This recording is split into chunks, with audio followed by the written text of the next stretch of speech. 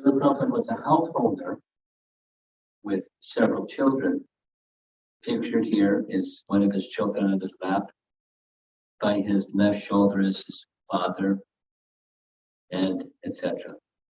He was, from his youth as a young man, he was interested in the teaching that he heard from Bhaktisiddhanta, but his wife didn't have the same interest. And he continued practicing and following, hoping that his family would come and join him gradually. But there was an unfortunate event. His wife traded some scriptures for some tea biscuits. He had told his wife, "You either choose the tea or me." And she chose tea. So he left. And when he left, 1952, 54, he went by train. He was very unhappy. And he went by train to somewhere. There was a place where there was a temple, not so far from Calcutta, where he was residing. And he spent some time there. And after he spent some time there, he continued looking, preparing himself, because remember, as a young householder, he had been given an instruction directly by Bhaktisiddhanta, and then to take these teachings to the West. And later, he got other instructions to write. He was recognized by Bhaktisiddhanta as a good writer. So he's leaving behind a major portion of his life, his family life and his business life and life that he had developed. And he began his mission. This is during that time he visited Jhansi. You see that, the League of Devotees along the side of the wall. It turned out to be not a wise move, and so he continued on with his travel, going to different places, looking within India to establish the mission of his spiritual master. And he went through lots of physical hardship. Here's some description.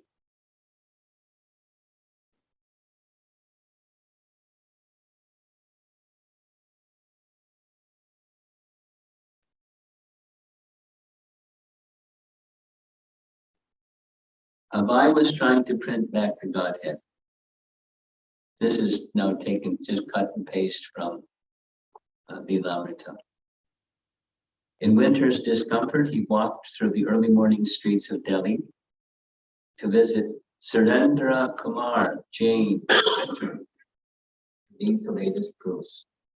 By walking, he saved money. He had no child, only a lightweight cotton jacket, and he wore rubber shoes. He also wore a cotton hat that covered his ears and tied beneath his chin, protecting him from the 40-degree wintry mornings and the sometimes gusty winds. And summers were also. Summer came and 110-degree heat made it almost intolerable to spend time out of doors. Hot, dust-laden winds blew in the city streets. Street side hawkers closed their businesses during the day. In early May, during 112-degree heat, a man collapsed in the street, died of heat stroke. But Abai ignored the heat and the ordinary limitations of the body. Now, in Lilamrita, he is being referred to as Abai, but by this time he's Abai Charan. And 2 years after leaving home, so this was he left home in 54. He took shelter at Bangsi Gopalji Temple near Keshigat. And we're going to see what that place looked like. Look at the years that he lived for 6 years at this place.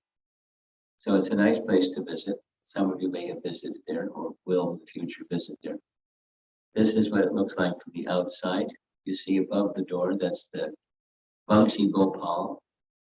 It's actually, at this point, it's just a family. You go inside the gate, here's the same entrance from the front side. We saw it from the side. And you go inside and there's a courtyard. And you keep going from the courtyard and you'll find the deities. Bangsi Gopal. At this stage, it's a family deity. It's a family that lives primarily, takes care of the deity at this place. And where Prabhupada stayed, there's a series of very steep stairs. Here's the first flight. Here's the second flight. And the room that he stayed in for 6 years was this big. Now picture Prabhupada. Picture yourself. But picture Prabhupada living in a space this size, very small, very barren, very stark, and traveling here and there to get his Back to Godhead magazine printed and his other purposes fulfilled. Here's from the window. One can see the Jamuna River up the backside, and this is looking down in the courtyard in front of the temple, down below. Here's the location. You can see that red dot right there towards the middle, Bangsi Gopal Mandir, very close to the Jamuna River, and not far from Bangshigat and Keshigat and other places. Gopal Bhatta's temple, his samadhi, the Nitivan area. You see all these places marked. For several years, he made Vrindavan his base, which means he traveled out and came back. During this period, he traveled from one city to another, trying to enlist subscribers, donors, and beneficiaries to help him put into motion his plans. Every attempt, every opportunity, every idea simply dried up like a mirage. That was described. It wasn't an easy time. In 1959, while he's still at this Bangsi Gopal temple, he accepted the Sanyas Order. His Sanyas Guru was in the middle. That's Keshava Maharaj at the Keshava Gaudiya in Mathura. And then he became known as Bhaktivedanta Swami Maharaj. But he had no money, he had no followers, he had no assistants, but he had a mission.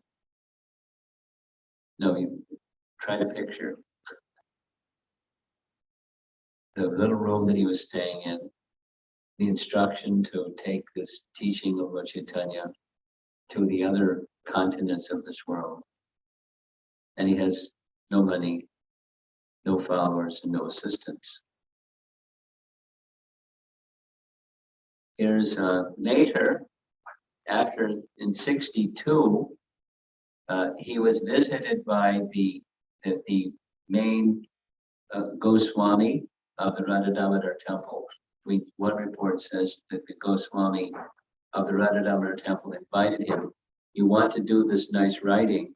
There's some rooms here at the Radha Damodar temple. You could use those rooms, and then you'll be right next to the Samadhi and Bhajan Kutir of Rupa Goswami, and of course, this wonderful Radha Damodar temple, which you see in the upper left. That's the front of the altar. On the center bottom, that's where this person would speak. And on the bottom left, that's Srila Prabhupada visiting some years later with some of his disciples and pilgrims just doing the parikrama around the Radha Damodar altar.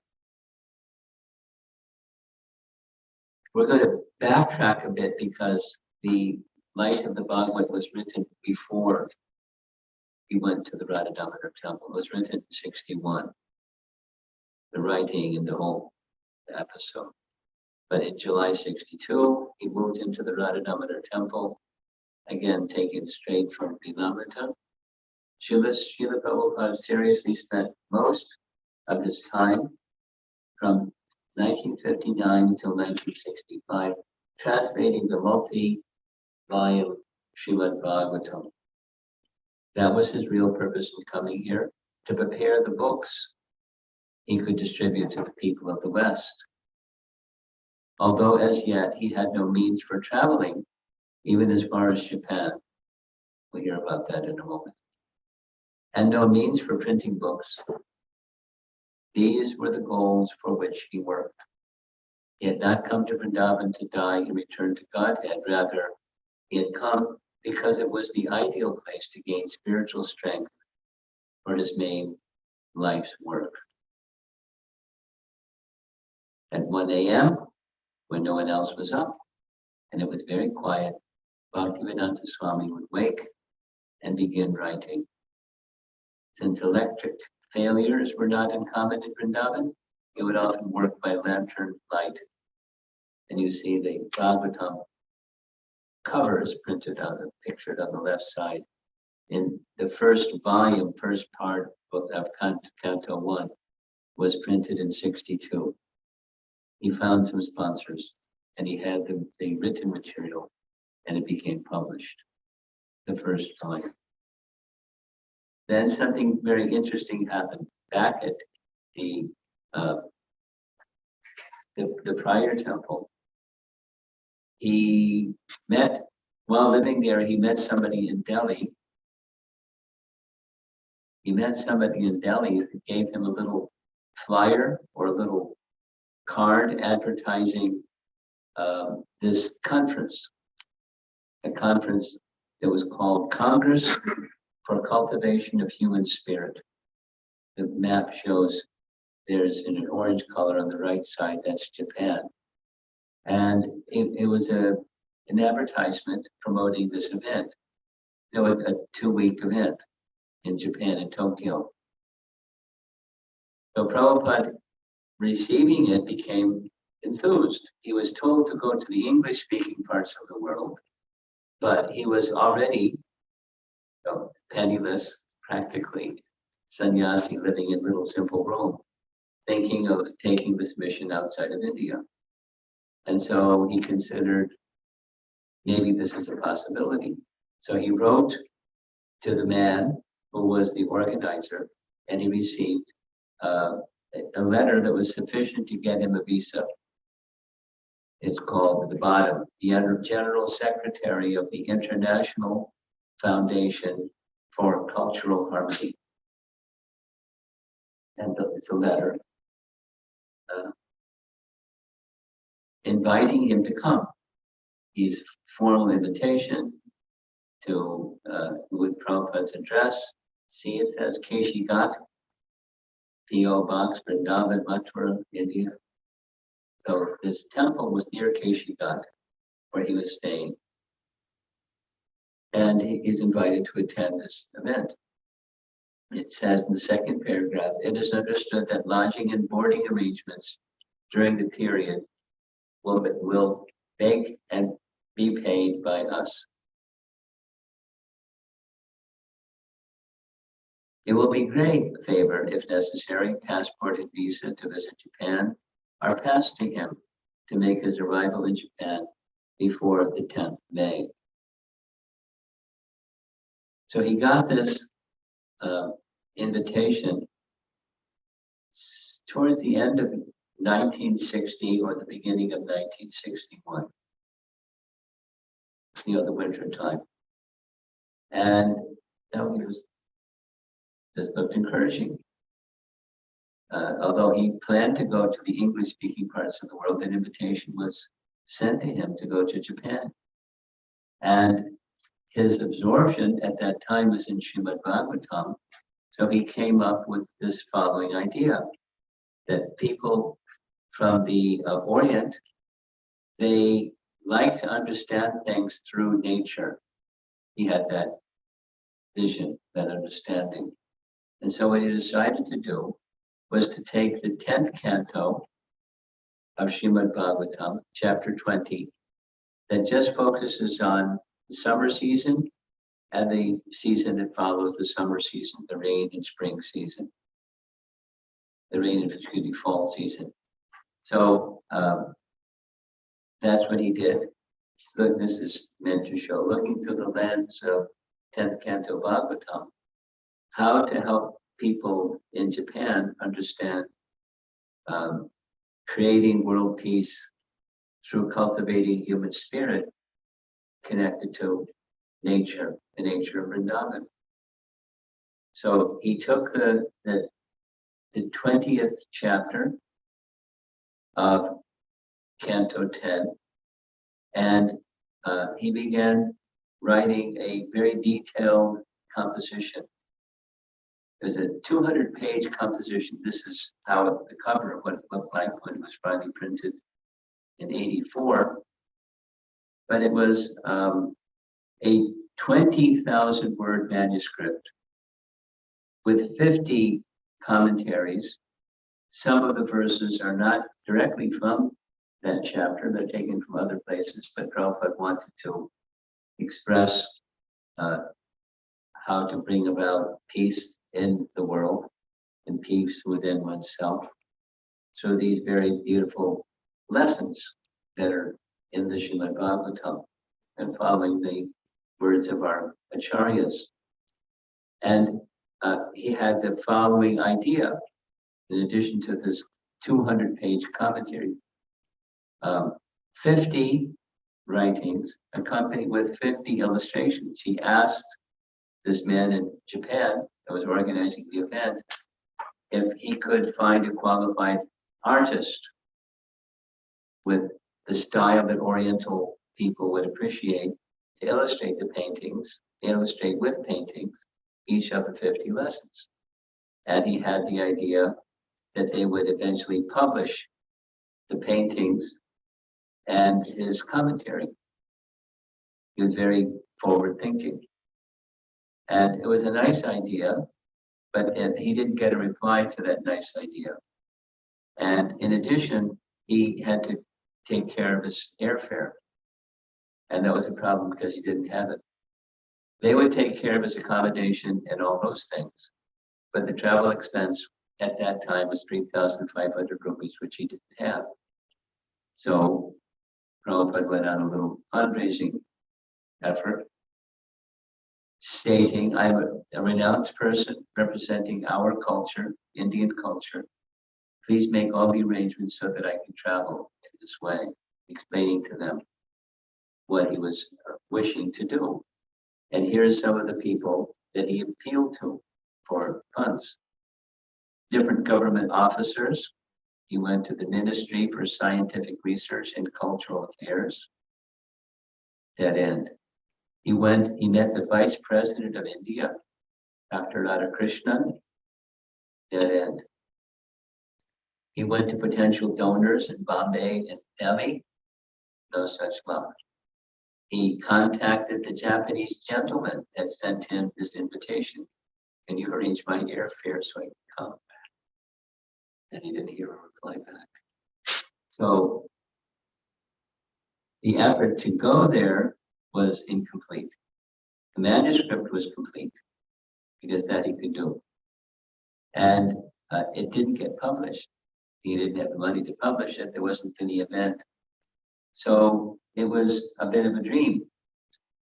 And Prabhupada had other experiences like that, but this one in particular. He was trying doors.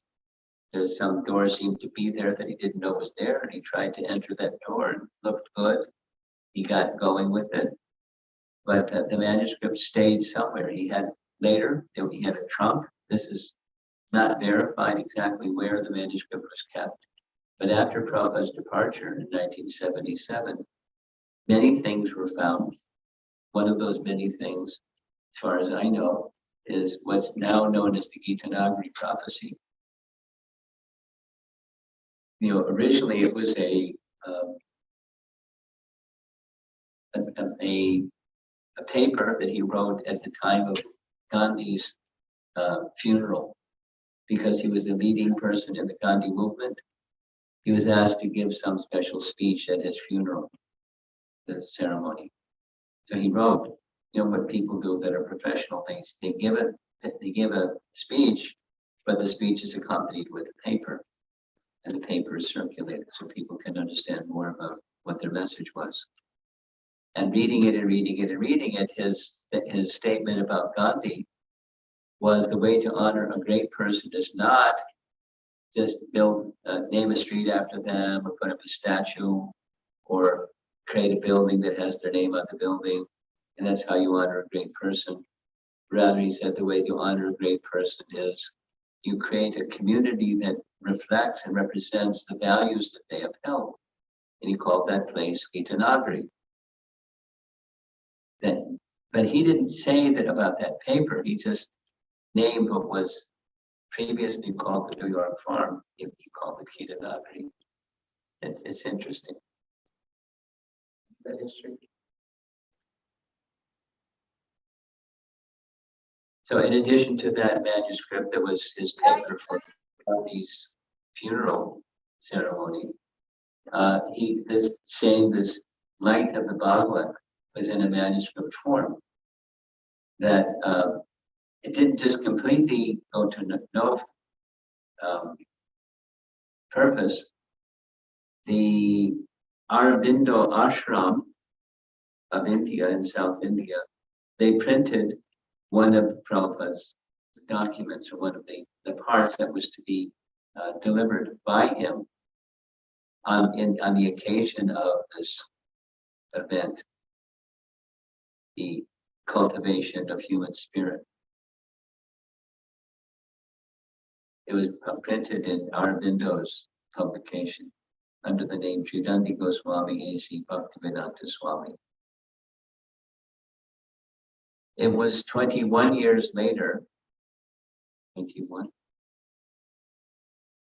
whatever the correct number is, 21 years later, before the book would be published. Tamal Krishna, Shyamasundar and Tamal Krishna discovered it. And at that time, Tamal Krishna had some opportunity for publishing in Hong Kong, this other Giridhari Swami. And it was Tamal Krishna that contacted the artist. He met the particular artist to see her picture in the book. A wicked lady. She was commissioned to make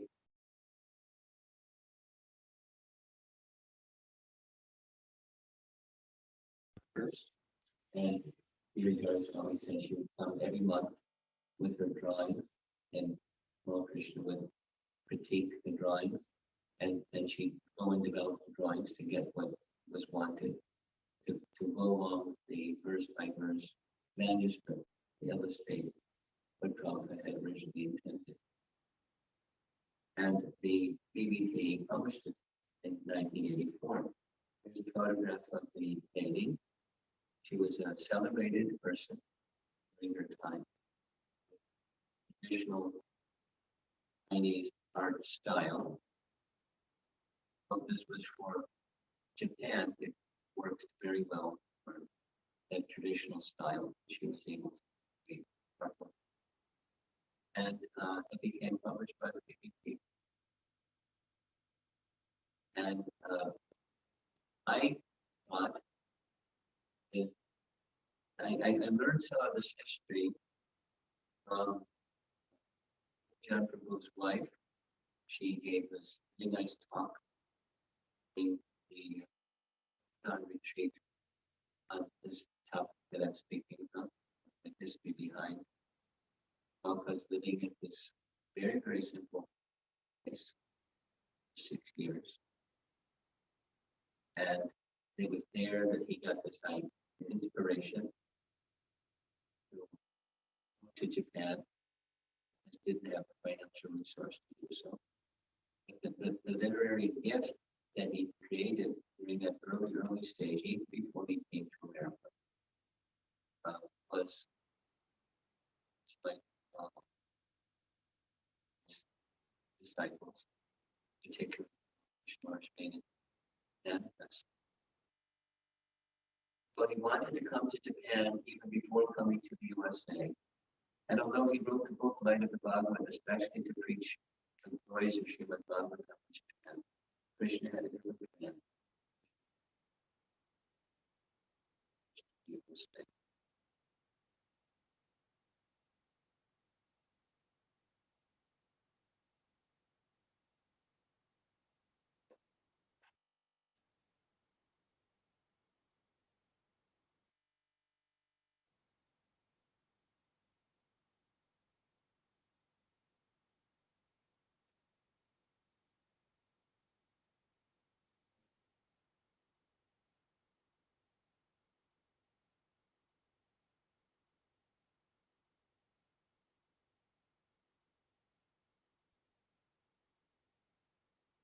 Anything in the room? Anybody would like to discuss? Any?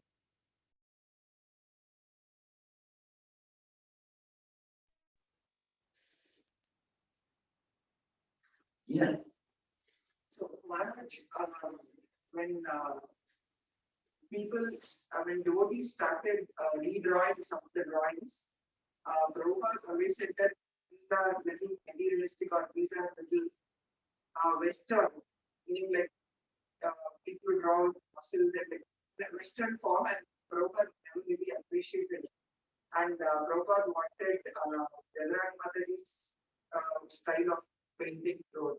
But here you mentioned that Prabhupada accepted the Chinese form of painting for some. You know, what's the difference? You've got about 30%, and you're missing about 70%. The event goes like this.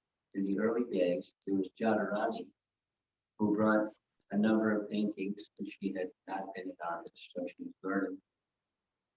She asked Prabhupada, should I go to art school? He said, no, just paint it. What Prabhupada said, she said to me, what Prabhupada was, Lord Brahma has made this body in such a way that if you practice something with devotion, you become skilled in this practice with devotion. Nice. So what she did was she would find things to make copies of things according to her ability. And one of them was the painting of Narada Muni. It was she that brought the painting of Narada Muni and called chuckled and said, don't make me muscle bound. Slender. And her explanation was, I thought people should be attracted to Narada Muni, so as making them muscular. But that was a particular painting, it wasn't something he said.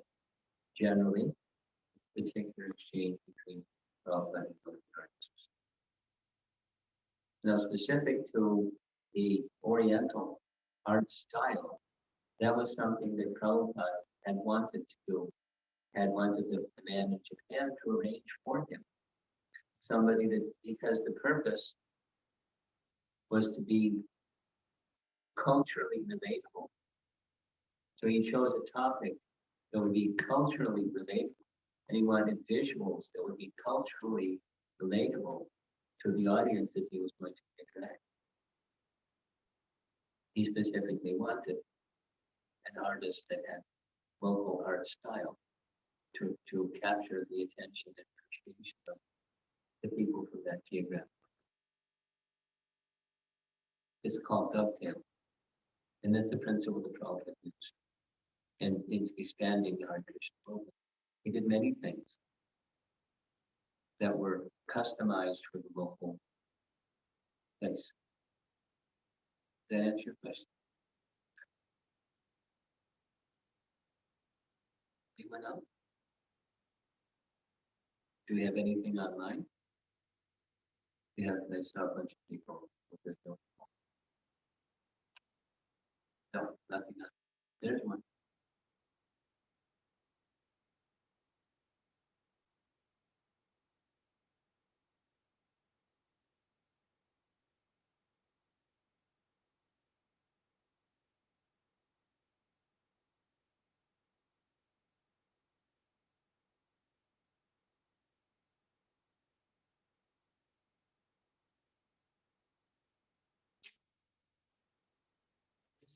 I'd have to be a pure devotee to be able to, not just a pure devotee, but inside Prabhupada's heart. So he was very creative. He would, just speaking in general terms, he would do the needful and he would make experiments. And when something would work well, he would expand it. If something didn't work well, he left it to the side. But he was very creative, very dynamic, very visionary. By Super Soul. So one who was inspired by Super Soul understands what Super Soul was. That's those things. But even some of those things the Prabhupada experiments with, he picks them up and he'll put them to the side. There's many such examples. I don't know if I need to give examples. But your question was, in our current situation, what would Prabhupada do? And then he would probably say, he's very creative. Very creative. For example, like Bhaktisiddhanta, he liked very much having displays that would engage current technology.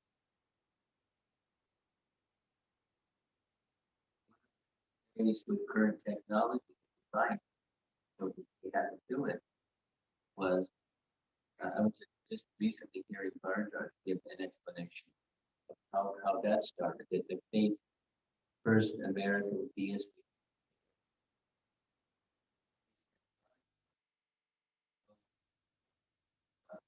to learn doll making because in Bengal they're skilled at it. To how to make a sample, then they can mold and from the mold make copies of the first American theistic exhibit. But it wasn't just dolls, because they're all dolls, but it was with technology, where the exhibits would move, the exhibits would pop, the lights would come on, the lights would go out. It was with computerized things. Have you been to the LA exhibit, for example? Huh? Okay. For those of you that haven't, because I finished this topic early, I thought I could have some time.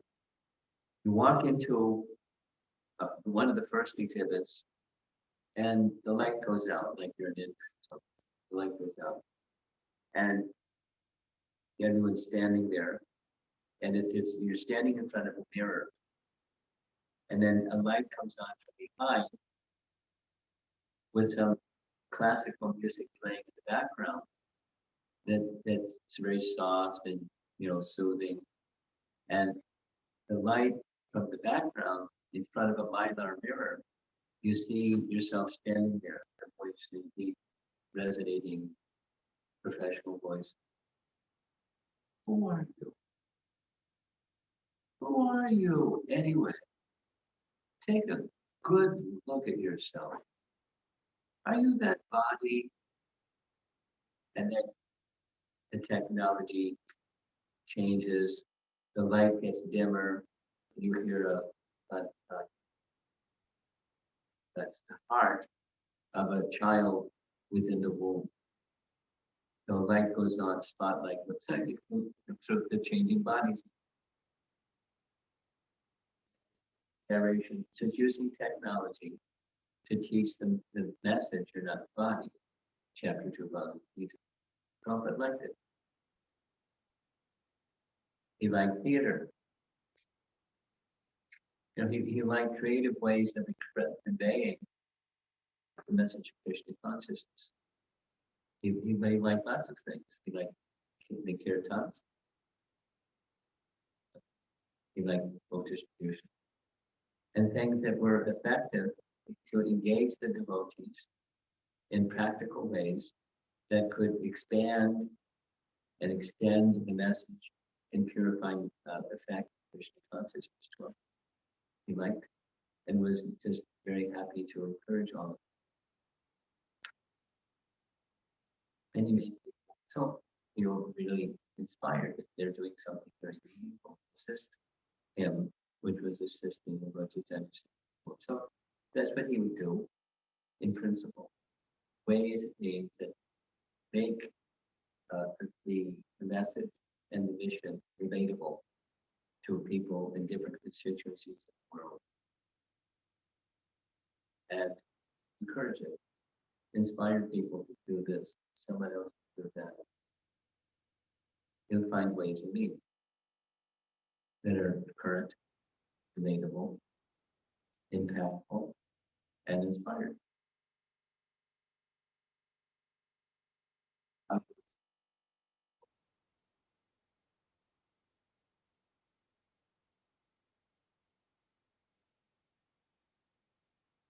Inspired by two.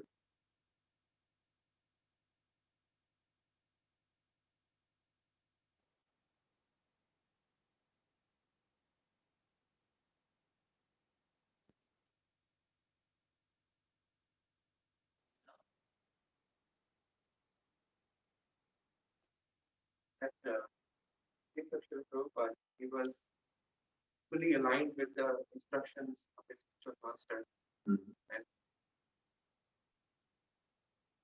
sincere and so much focused on those two instructions that you highlighted.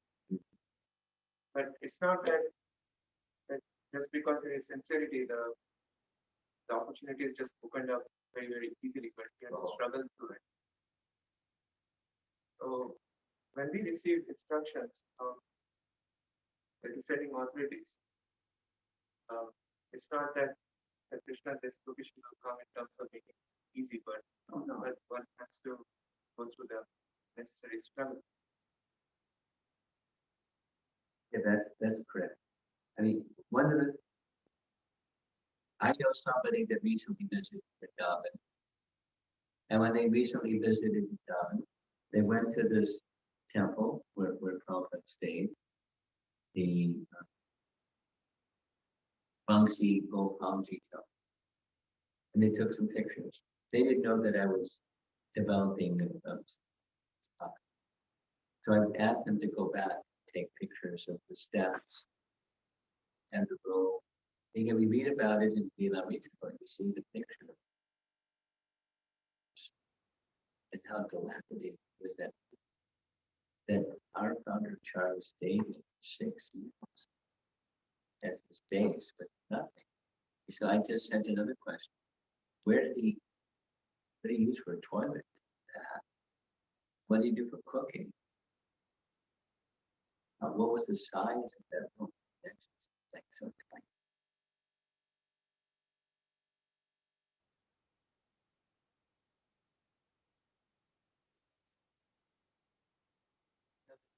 the family that lives there, they were little. They were children when he was coming there. And they had very fond memories of association. But it's all history. So many years, 60 years ago. 60 years ago. So yeah, it was hardship. And how the detail of what that vision should look like, the detail wasn't given. It was developed with the instruction.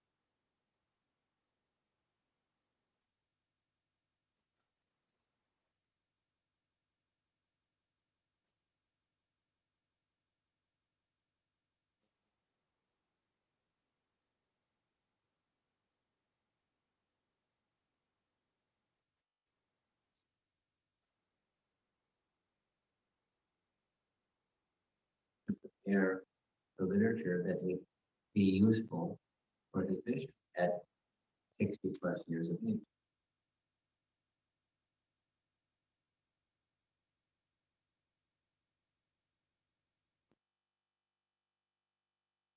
So yes, when some instruction is coming directly from, in this case, a very, very powerful acharya, Bhaktisiddhanta, not just a piece of cake, how to do, feeling not qualified, etc., but still be persevered. It was giving him the necessary.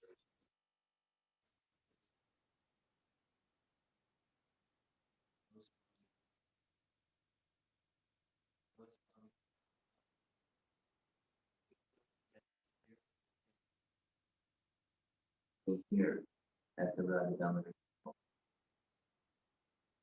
Yeah, Gaur Chandra Swami. You get the spiritual strength that you. They were not in good condition. They hadn't been maintained for many years. When he went there, you know, Vrindavan is not a place of affluence. It's a place of spiritual affluence, but not material affluence. We accept and had little repair to God's strength.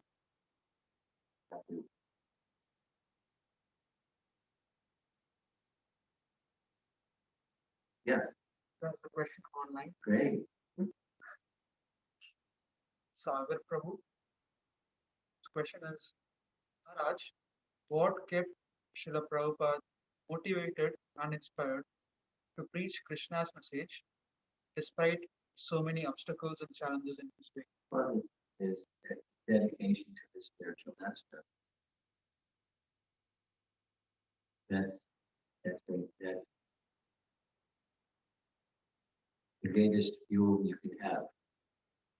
Devotion, dedication, commitment to fulfill the instruction of the spiritual master. Right in his Bhaktivedanta purpose. It's the life and soul of the devotee when then one is given the intelligence because of that. This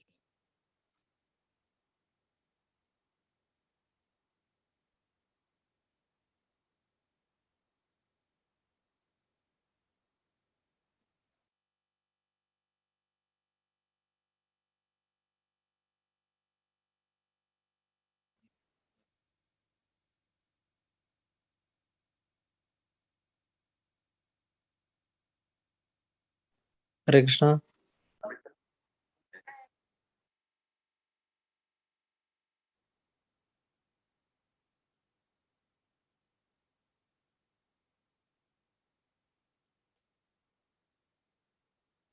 Bhagavad Gita. So he loves his children too. Are his children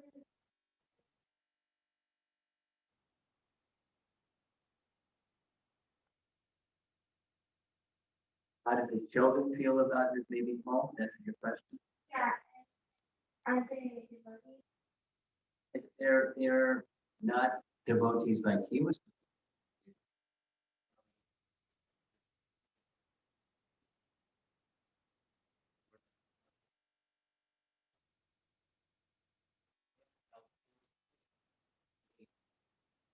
Both financially, and take care of his wife financially, another wife. And so, he didn't just abandon them, the children and his wife. They had their finances, they had capacity. And he had tried and tried. And so they were sad because they didn't hold him responsible for, leaving them left alone or something like that. They had natural feelings. There was abandoned. So.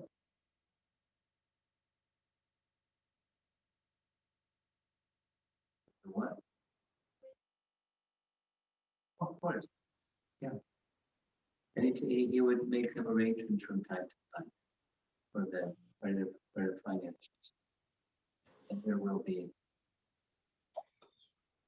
And that was his prerogative. He didn't go back and meet his wife and be with his wife, but he had affection for his children. Looked at them. Even in his renounced position. When he had capacity to do so. It wasn't like enormous, but something.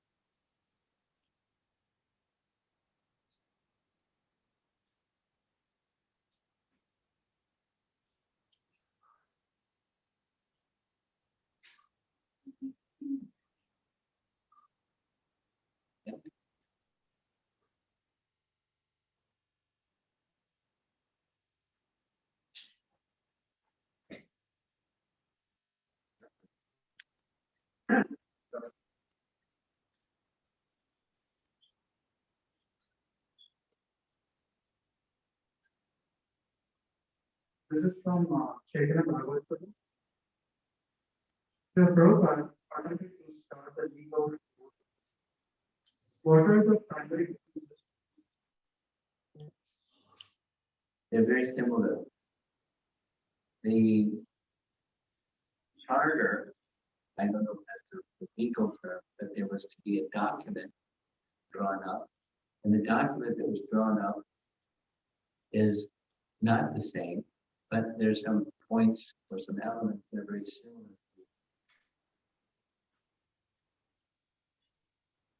So the language was refined, the language was modified, yes. And there was the document was shorter, but some of the very same principles embedded within that legal devotees charter. And I've seen copies, I don't know verbatim how they fit. The vision of something worldwide is embedded in both. Some of the purposes, the principles that it stood for, embedded in both.